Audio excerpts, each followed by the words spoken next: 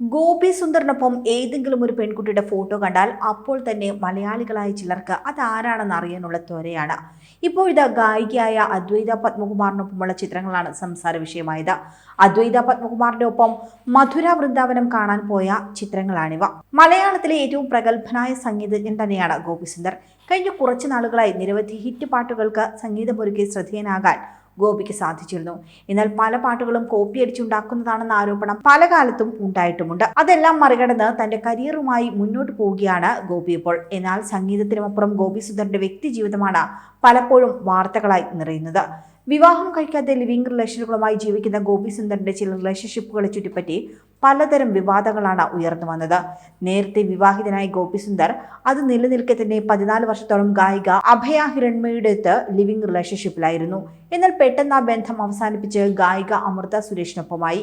ഇരുവരും പ്രണയത്തിലായതിനെപ്പറ്റി നിരവധി കാര്യങ്ങൾ സോഷ്യൽ മീഡിയയിൽ പങ്കുവച്ചതിലൂടെ വിമർശനങ്ങൾ ലഭിച്ചു. അധികം വൈകാതെ രണ്ടാളും വേർപിരിയുകയും ചെയ്തു.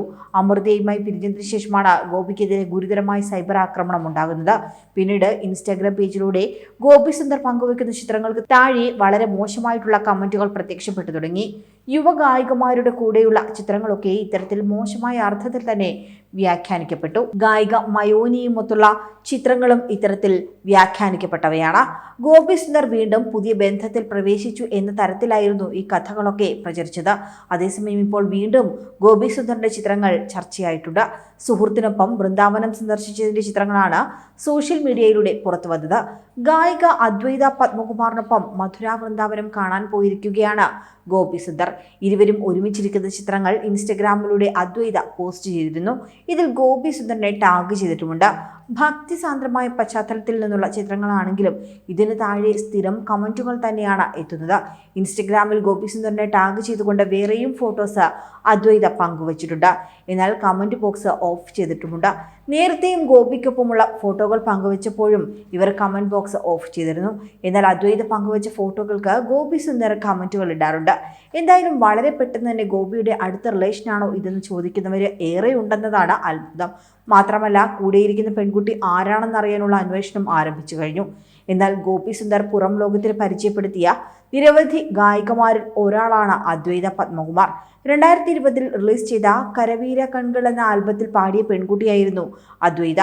ഗോപി സുന്ദറിന്റെ സംഗീത സംവിധാനത്തിൽ പുറത്തിറങ്ങിയ രണ്ടാമത്തെ ആൽബമായിരുന്നു ഇത്. BK ഹരിനാരായണൻ രചിച്ച ഈ പ്രോജക്റ്റിൽ അദ്വൈതയും പങ്കാളിയായിരുന്നു. അങ്ങനെ ഇരുവരും ഒരുമിച്ചുള്ള സൗഹൃദമാകാം ഈ പുതിയ യാത്രയിലേക്ക് നയിച്ചതെന്നാണ് സൂചനകൾ. അതേസമയം പ്രൊഫഷണൽ മേഖലയിൽ ഏറെ തിരക്കുകൾ നിറഞ്ഞ വർഷമാണ് ഗോപി സുന്ദറിന്. മലയാളം ഉൾപ്പെടെയുള്ള ഭാഷകളിൽ സംഗീതമൊരുക്കുകയും സിനിമകൾ റിലീസ് ചെയ്യുകയും ഉണ്ടായി. ബിജു മേനോൻ ചിത്രം തുണ്ട് ഗോപി സുന്ദർ സംഗീത സംവിധാനം നിർവഹിച്ച ഈ വർഷം പുറത്തിറങ്ങിയ മലയാള ചിത്രമാണ്. വേറെയും ചിത്രങ്ങൾ അദ്ദേഹത്തിൻ്റെതായി ഇറങ്ങാനുണ്ട്. സാധാരണ കാണാറുള്ളത് പോലെ തന്നെ വിനോദത്തിനും യാത്രകൾക്കും ഗോപി സുന്ദറിനെ പണ്ടത്തെ പോലെ ലഭ്യമാവാത്ത വർഷം കൂടിയായിരിക്കും 2024 എന്നാണ് കരുതപ്പെടുന്നത്. കൂടുതൽ വാർത്തകൾക്കായി B4 Blaze ഫോളോ ചെയ്യൂ, സബ്സ്ക്രൈബ് ചെയ്യൂ.